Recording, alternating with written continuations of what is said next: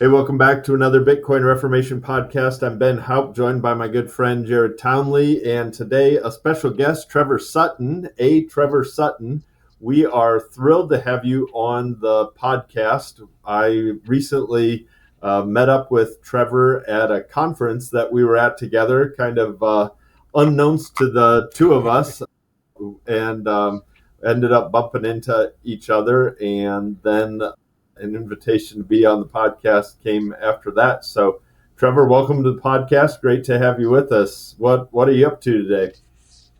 What am I up to today? So I'm a parish pastor, amongst other things, and we're always kind of working 3 or 4 months ahead of time. And so I'm working on planning our themes and our preaching schedule and all that for the fall.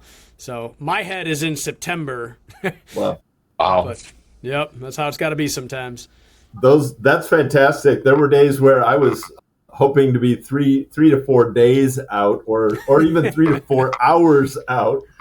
But yeah, when I could get a few months ahead, I always love to go to like a state park or something and just be out of the office and really spend some time praying and searching the scriptures and thinking about God's people and saying, where should we go and what should I talk about over these next few months? So that's awesome. Well, we're excited to feature your book today, Redeeming Technology. Trevor Sutton has written this book, Redeeming Technology, a Christian Approach to Healthy Digital Habits, published with Concordia Publishing House, which if you're a member of the Lutheran Church Missouri Synod, you know very well. And if you're not, maybe CPH, Concordia Publishing House, is a new publisher to you. But you wrote this book with a medical doctor. So first, I'm interested just in a little bit about your relationship with this medical doctor and how it came to be that a pastor and a doctor wrote a book on technology together. Sounds like the start to a joke, doesn't it? Yeah, pastor and a doctor walk into a bar. Yeah. So anyway, my friend Brian, a co-author on the book, we both live in Lansing, Michigan, so we live in roughly the same area. I met him at sort of an area meeting of, I want to say there were some other pastors there and maybe some counselors and that sort of thing, and he was presenting kind of informally at this, and we got to talking, and then I actually invited him to come speak to a group of our high school students. We had kind of a leadership development group for our high school students, and he came and spoke there. And so we just kind of crossed paths several times. In the course of that conversation, finding out that he had an interest in writing, he had an interest in, unfortunately, seeing the impacts of technology on young people. So he was personally concerned about this. That was obviously a research interest of mine academically and theologically. And so we just kind of crossed paths several times and realized, hey, we have a lot in common. What was especially exciting was the commonality, but then the differences.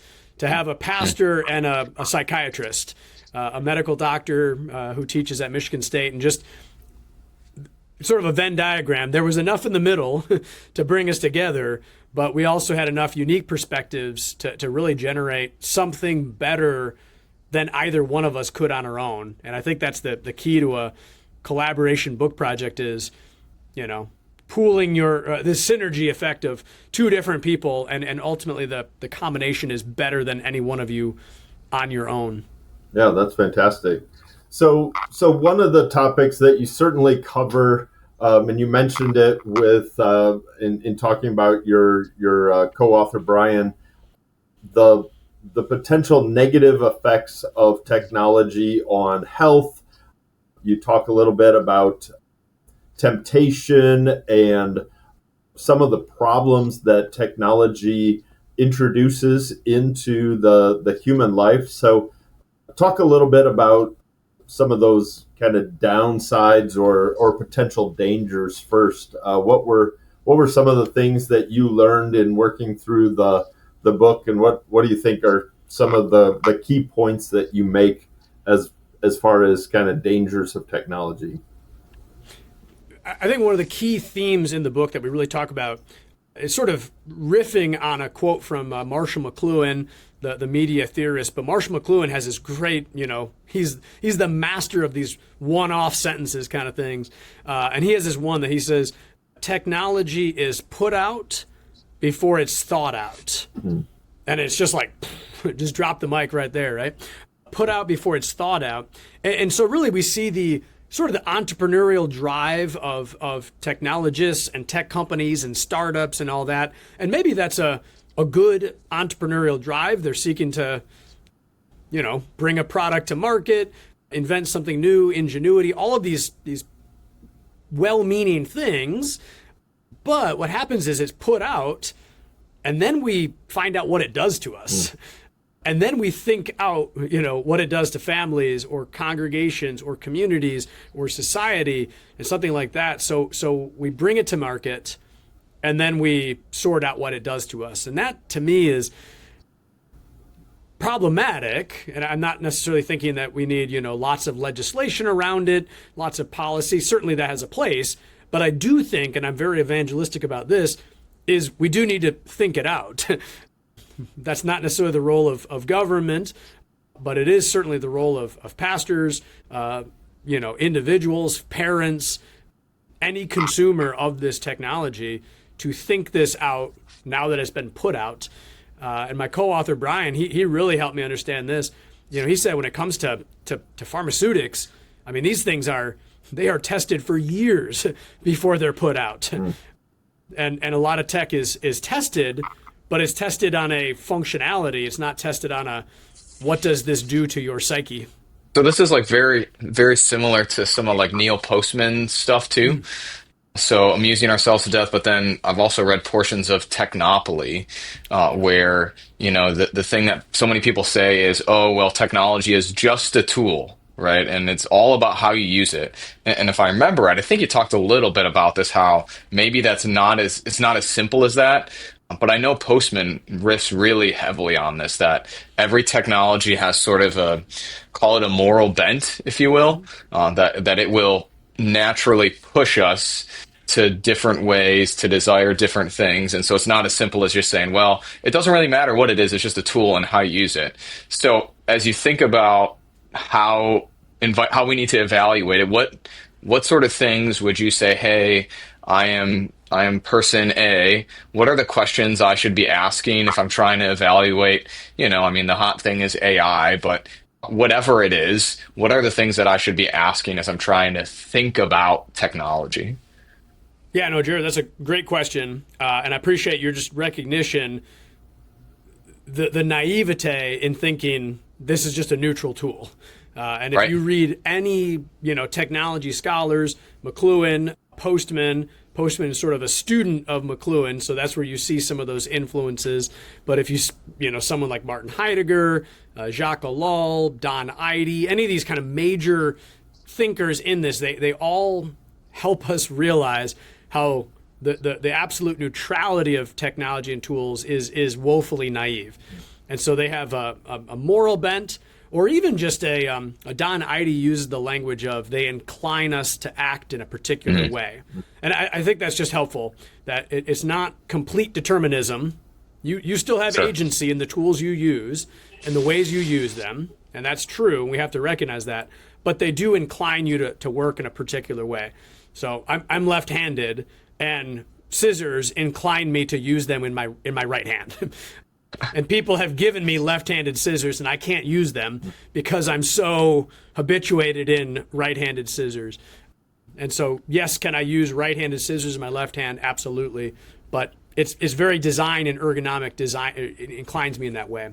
So I think your question, Jared, what are some questions we should ask when it comes to using these tools?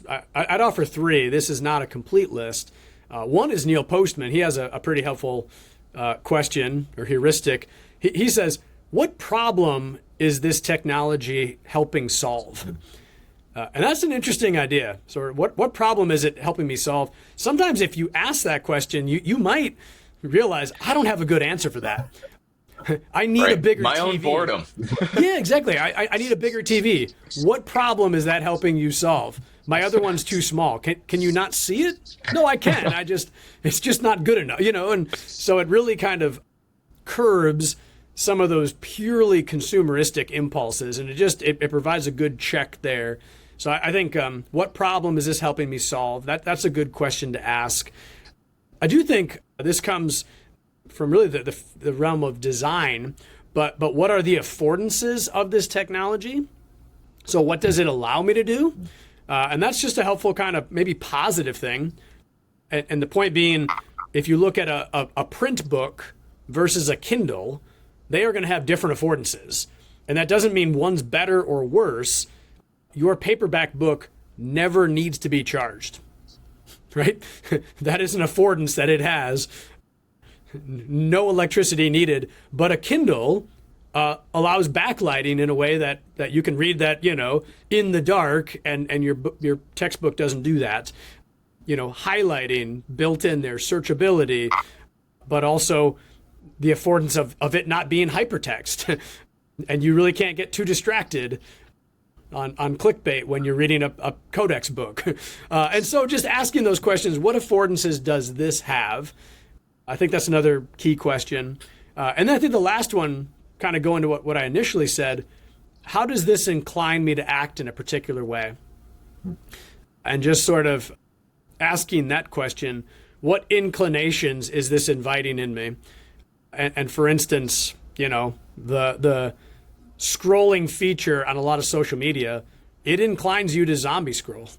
and people wonder, why have I spent 45 minutes on this? It's designed that way, and it inclines you to keep going. And so if you ask those questions, you'll begin to, I think, have a more thoughtful interaction with our technologies.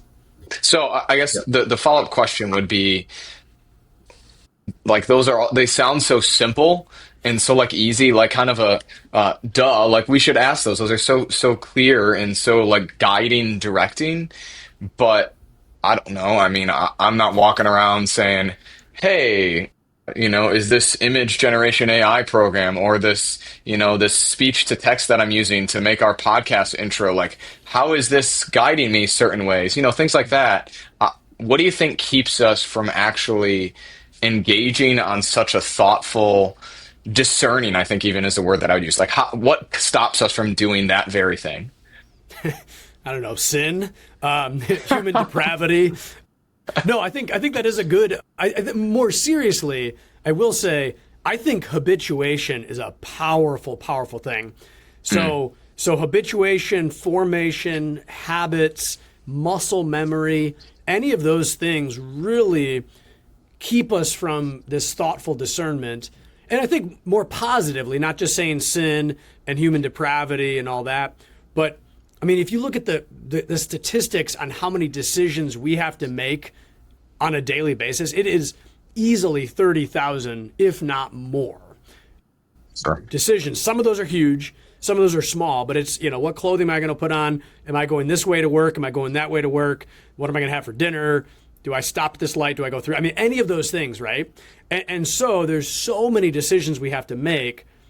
To be conscientious and thoughtful and critical of each of them is probably not realistic. And that's where I do think when it comes to habituation and habits and formation, thinking through the structural things in our life, I think is probably more a higher leverage thing. So, for example, the location of your television in your house. That's the thing. You decide that once, but it's going to have a cascade effect on the next 10,000 decisions over the rest of your life as to what you're watching, when you're watching it, where you're watching it, that kind of thing. So if you can somehow think of the higher leverage decisions as opposed to being conscious every single decision you make, I think that's a better place to start.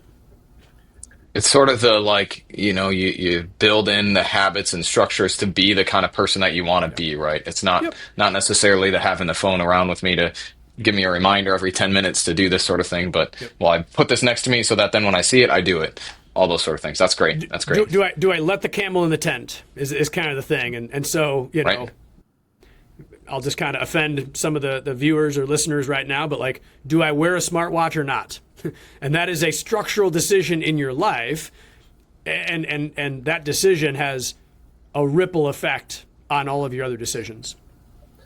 Absolutely. This is fantastic, and I want to come back to something that you said at the beginning of our conversation, towards the beginning, that I think I probably wouldn't have picked up on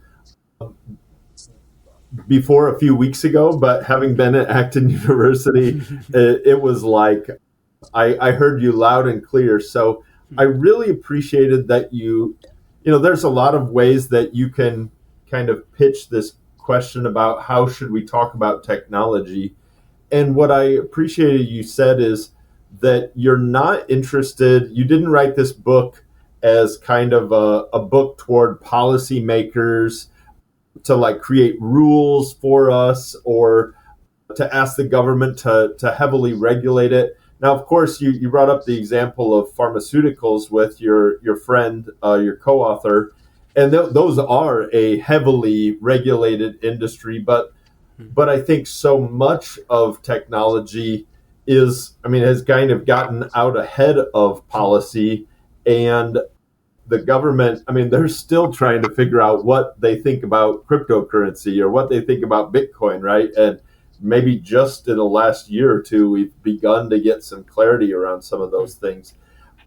So I just wanted to, I think, point that out, that it helps me to see the subtitle of your book, A Christian Approach to Healthy Digital Habits, is there are lots of ways to talk about technology, but is this correct that your primary target is helping Christians and helping individuals, not who are entrepreneurs who are creating technology, but more so users of technology, and how to do so with discernment? Is that fair? I think so. I think one of the ways that I like to talk about it is inviting people to think through it vocationally. Mm-hmm. And so, for instance, Ben, you were mentioning Acton. I gave some presentations on AI, and I had lots of people that said, I'm working with an AI startup. And so vocationally, that person, is maybe a user of technologies, but also a designer, in the entrepreneurial vocation and all that. So I would ask them to think through the work they're doing through that vocational lens. If you're a father, a mother, that sort of thing. If you're a pastor, if you're a medical doctor, whatever that is, if you're a legislator and you're reading that book or thinking through this, each of us have been called to a particular estate and a particular office, and those are unique to each of us. And so what's common to all of us is a technological society. Our anthropology is common to all of us, as humans, and the need for community and all that. We're all creatures created by God. Like there's that commonality, but our vocations are radically different. Yeah. Especially when it comes to the particular people that God has called you to serve. So maybe all three of us are fathers. We all share that vocation, but I'm the only one that's father to my particular children. Yeah. And they have their own particular, affinity toward technology and problems with it and things that they're great at. And so each of us have a very unique spot when it comes to sorting this out, even if we can learn from each other and share best practices. I love that I think most people would not be surprised that a pastor is writing a book about technology and that a lot of Christians are using that book, but that you're writing a book from a theological perspective and you're getting people in the industry to have conversation with you. That's really exciting. Super cool. I think that's where we would aspire our podcast on Bitcoin to eventually go. But it's the beginnings of the conversation. I want to ask you about, so we talked a little bit about some of the dangers, how to kind of navigate all this in some healthy ways. but the title of the book is Redeeming Technology, which is a very particular theological argument. The word redemption has a lot of uses. It's in some ways a very traditional word, and I want to kind of get your take on. You mentioned like Martin Heidegger, who my read on question concerning technology is that he basically comes out. My read is he says, yeah, don't use technology. It's a bad idea, right? It's terrible, and he doesn't use the Christian word redemption, but he probably would see very little redemptive value in technology. You have, it seems, a different take. So tell us a little bit about how you came upon this title of Redeeming Technology. Yeah, no, you're exactly right on your read on Heidegger, Ben, is exactly right. A technology scholar, Nolan Geertz, I like how he puts it. He says, like, 101 for technology scholars, like when you're learning, doing a PhD or whatever, the step number one is determining how much grappling with Heidegger's hatred of technology is basically what he says. Like, how pessimistic are you on the Heideggerian scale is kind of his thing. But yeah, so the idea of redeeming technology, I love especially book titles that have multiple layers of meaning. And so on that surface level, just like you said, that word redeeming, buying back, purchasing back, part of the hope was that we could buy back a deeply pessimistic approach to technology. Yeah. When I say buy back, I mean just redeem it and not get lost in that Heideggerian pessimism. And I don't want anyone to read that book saying, nobody will read it saying, wow, this guy and Brian, like, they are anti-technology. It's not that, but it is trying to say, how can we pull it back from the ditch? So there is that. The other thing that I think is fascinating, just kind of scales, fell off my eyes with this, is realizing that the cross is in fact a redeeming technology. Yeah. And what I mean by that is that it is a technology, it is a tool of the Greco-Roman world, meant for violence. This sounds strange and weird, but you can track the historical, technological progression of crucifixion, that there's like different iterations of the cross, different designs, different versions, different techniques. It sounds really weird, but like crucifixion was honed over time, just like any technique, any technology. So here we have a violent tool and a violent technology, but what do we see God doing with that? Redeeming humanity through this thing. And to me, it was just like, man, with that realization, we as Christians, have every reason to be talking about technology from a theological standpoint, because it is the center of our soteriology, our hope, our salvation, the center of the gospel. Like, you almost can't talk about the gospel without bumping into this technology thing.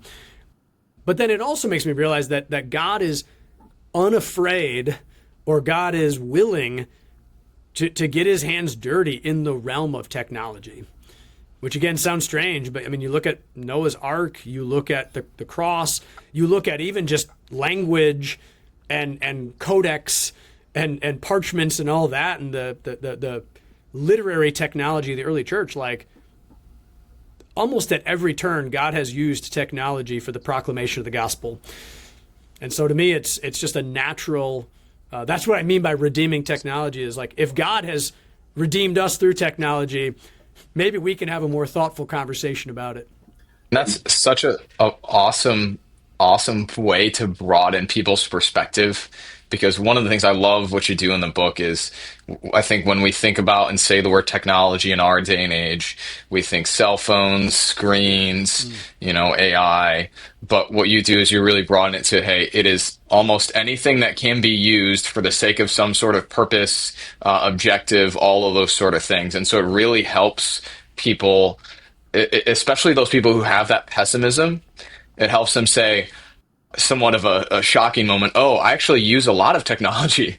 My life is already full of technology, which, you say in such a great way that then I think helps pull back some of the walls that people have up when they think about technology, when, to say we're going to redeem this. No way. You can't redeem this. It is so lost. Well, okay, but what about your washer and your dryer and your dishwasher? Do we need to redeem those?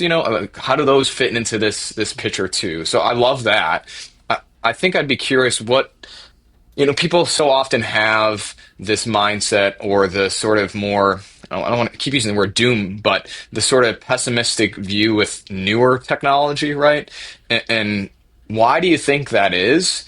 And then I'd be curious if you think, how does thinking about technology through redeeming it help us maybe, I don't know, have a different approach to newer technologies, or approach things that might be a little bit scarier in a different way?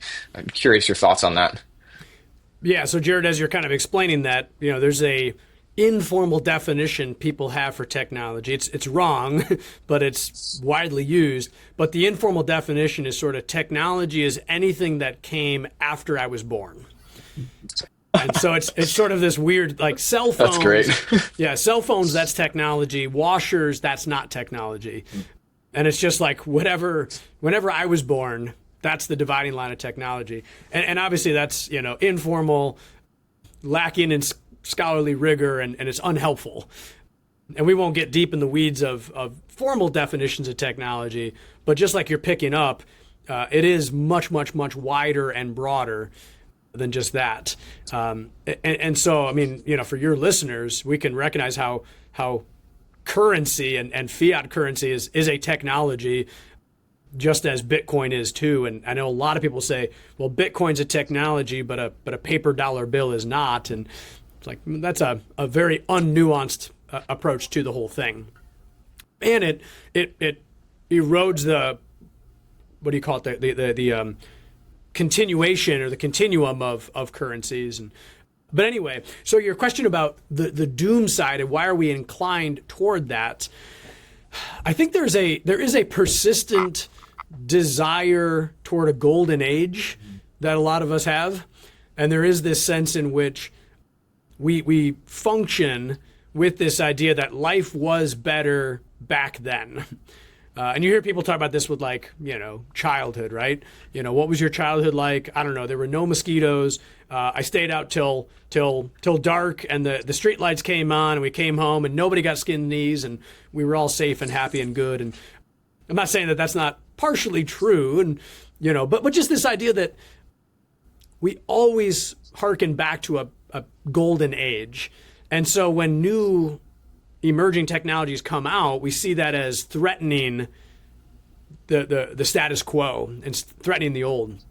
And so I think there's a sense in which it's very interesting, and this is what I love about studying this, is people are generally techno-optimists when it comes to their purchasing, but they are techno-pessimists when it comes to their evaluation of what they're using. It's really weird. Like you ask people like, how do you feel about your phone? Like they will say, I don't like it. And then they will reach for it.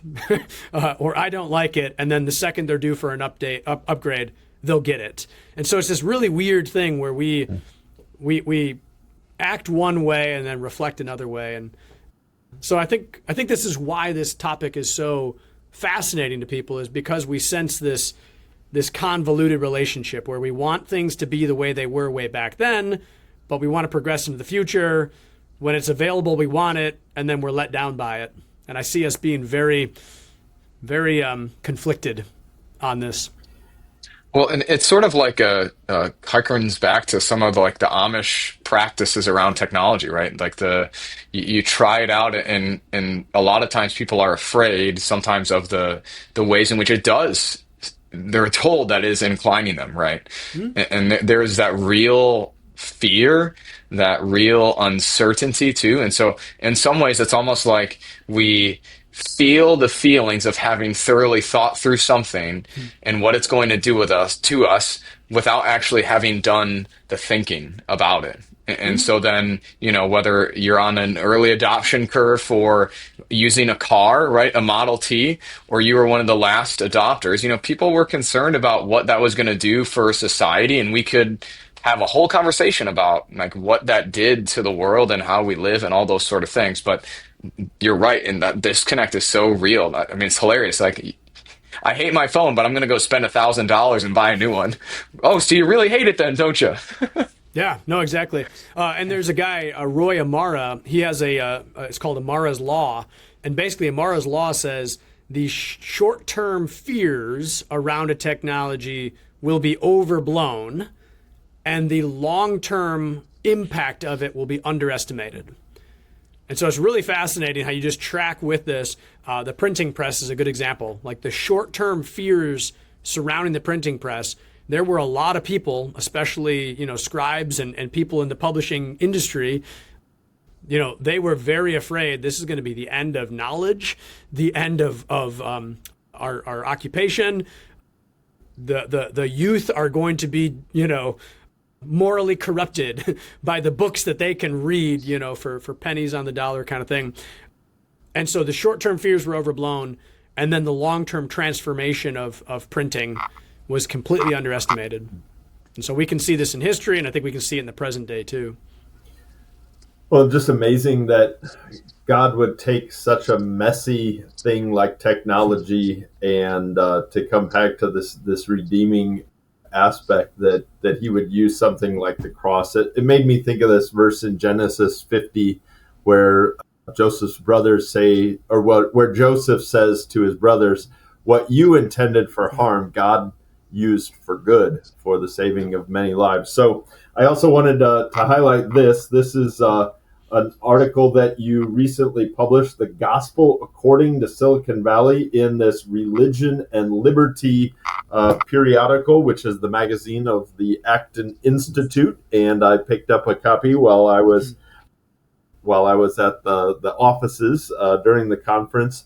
So you have I'm sure that you were responsible for the part about the Reformation and the printing press, right? That much I was pretty convinced of. But you wrote this with Dan Churchwell, who's on staff with Acton. So tell us a little bit about another co-writing project and how this article came to be and what you guys were trying to do in that article. So the basis of that article is really just there's a curious thing happening in Silicon Valley as of late, and that curious thing is a precipitous rise and interest in the Christian faith. And the Valley has always been spiritual, but sort of spiritual, not religious. But suddenly now there's this, and we talked a bit about it in the article, but also a podcast that we were on, and Dan and I were saying, is it a revival? Is it a mood? Or is it a vibe? And those are not really technical terms, but a revival, a mood, or a vibe, whatever it is, there's something going on where the Silicon Valley and technologists there, it's not just spiritual, not religious.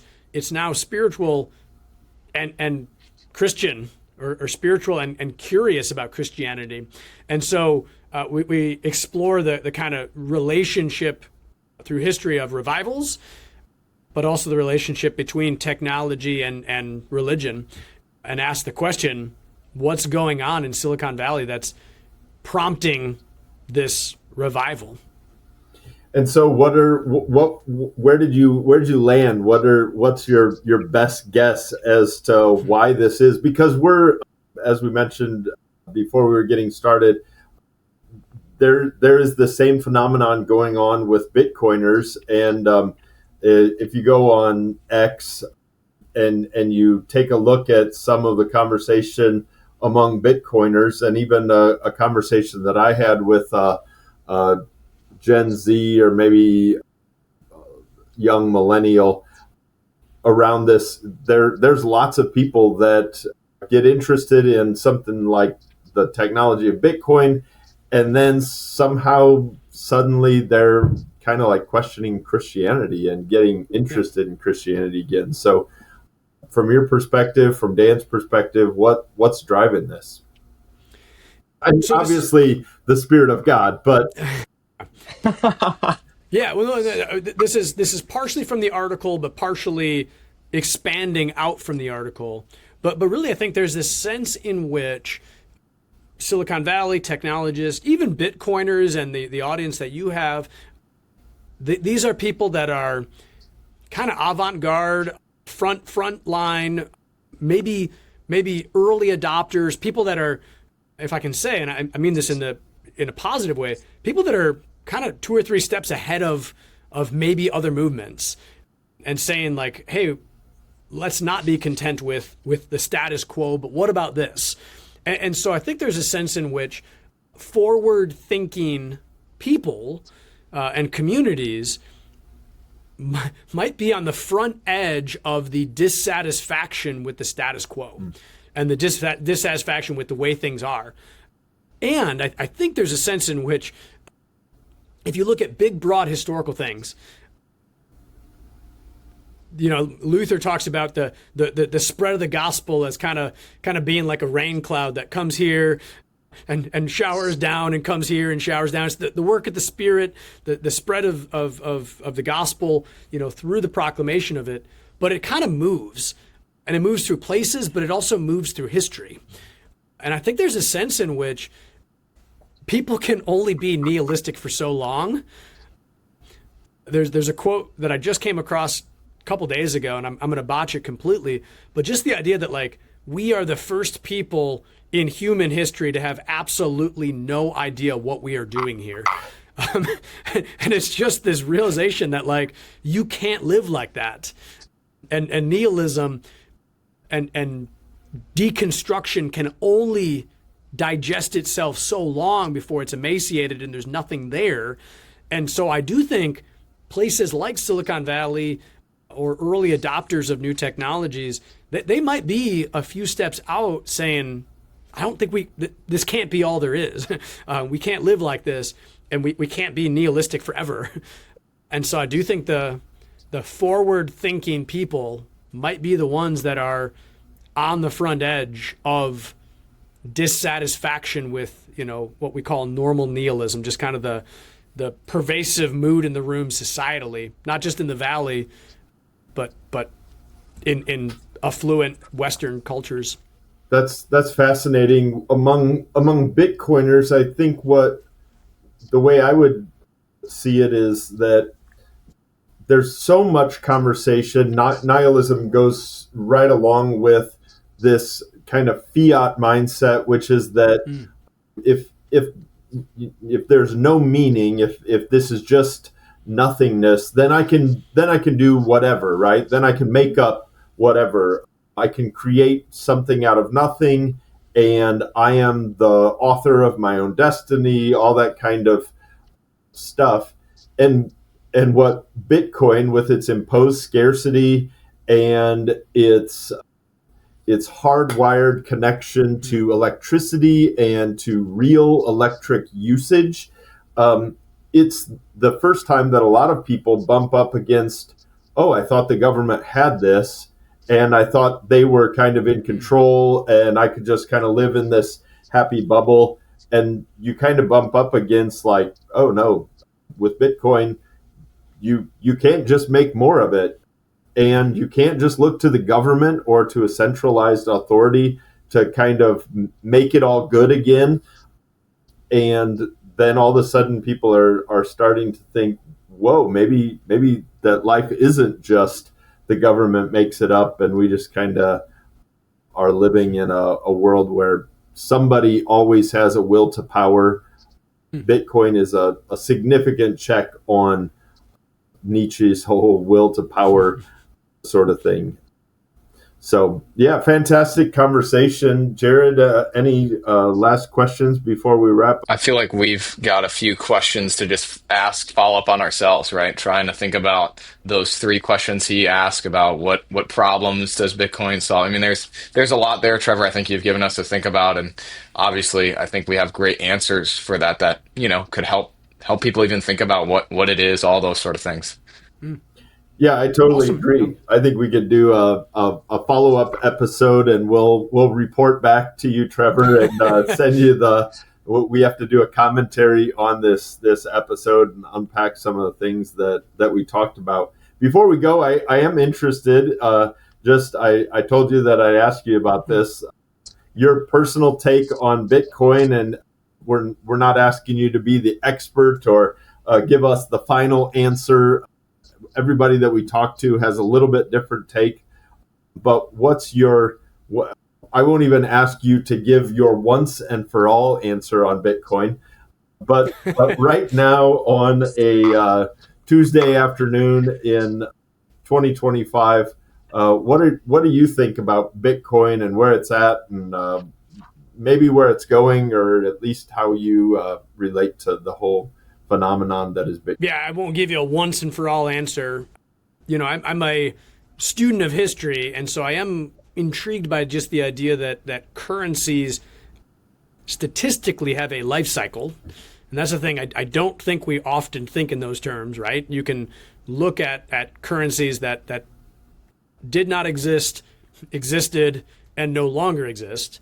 And so just that phenomenon, I think, is already intriguing, and people often don't realize that. So to me, it's in the realm of things that make me go, So there's that. I do think that's very interesting. Also, I'm intrigued by as a technologist, the slow path toward how we arrive at a place, and we don't arrive there all at once, but very incrementally. And so I'll answer your question in a moment, but like one of the things that I'm studying lately and researching lately is AI and therapeutic relationships with AI. And this sounds really strange, but I think in some way text messaging with each other has primed us to talk to robots about our feelings. and I don't want to sound like this doom and gloom kind of guy, but it's like, yep, texting got you there. Because I don't talk to actual people in face to face. I use digital communication to, So anyway, I'm intrigued by the idea of moving away from the gold standard, moving away from paper money, even check writing, the tangibility of that, to just numbers on a screen, and just the abstraction there, even on a fiat currency, how that really does move the whole system toward the conceivability of something like Bitcoin. Yeah. So these slow incremental steps, and now, a whole lot of stores and places are, cashless, and talk about the dollar bill going away kind of thing, pennies, and, just all these things. And so I think we see how habits and technology prime the overall shift in paradigms. Yeah, that's super helpful. I was a librarian for several years at the seminary, and we talked often about the rare books and the shift, the diffusion of technology and how it comes to be accepted. And it took a long time for the printed book to become accepted. And I think we're still probably in the very early innings of whatever this digital currency kind of movement phenomenon is. We have a specific answer to that question that we think it will go, but it is fascinating to think about. Well, thanks so much for being with us, and I do look forward to getting David Ruffner listening to this, and then we'll circle back around and maybe do a follow-up episode. Keep up the great work. I will just say, as a brother in Christ and as a fellow pastor in the Lutheran Church Missouri Synod, we're proud of you. You're getting your voice out. You're writing books, and people are picking up your stuff, and that's just that's super exciting to see. So congrats, keep up the good work, and thanks for joining us on an episode today. Absolutely. I appreciate it. Thanks for the kind words, and thanks for letting me be part of the conversation.